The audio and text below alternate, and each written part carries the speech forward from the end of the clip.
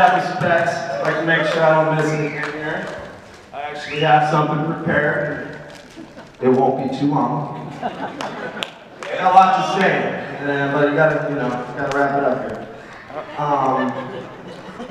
It probably won't surprise most of you that I'm going to quote some lines from Lou Gehrig today, but his words ring so true for me that it only seems appropriate that I do. Today, I consider myself the luckiest man on the face of the planet. I've been playing tournament foosball for 25 years, and it has affected my life in countless positive ways. When you look around, wouldn't you consider it a privilege to associate yourself with such a fine-looking group that's up here wearing these fancy coats? You know, look at the names on the list over there.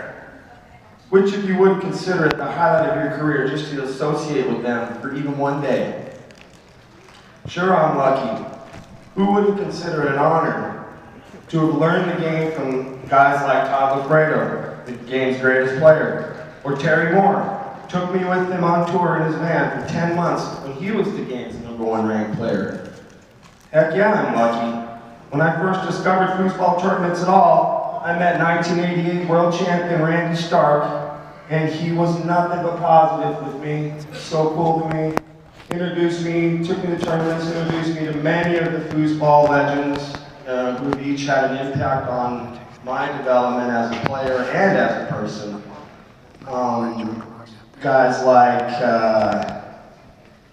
Mike Bowers, Steve Murray, Chad Hansen, Don Shalafo. So Randy really, he took me to the top. All those guys are my heroes, you know. So yeah, I'm lucky. You know, when you have opponents that you would tear your arm off to beat, and vice versa, and some of those same guys end up being your best friends, that to me is something special, okay? Well, you know, let me see here. Who would consider themselves lucky to have played tournaments with some of the greatest players the game has ever seen? Guys like Tommy Atkinson, Tony Sprademan, Tom Spear, Scott Weidman, Tracy McMillan, Dave Gummison, Ryan Moore. These are some of the partners I've had. I would say I'm pretty darn lucky, okay? When you have a mom who loves you like my mom does, and she's right here, everybody eyeballing, I'm super embarrassed about that. Okay? When you got a mom who loves you and pretty much dedicated her life for you, that is a blessing, gang, alright? And when you have a wife who has loved you and supported you for over 20 years, that makes me the luckiest man on the planet. Right?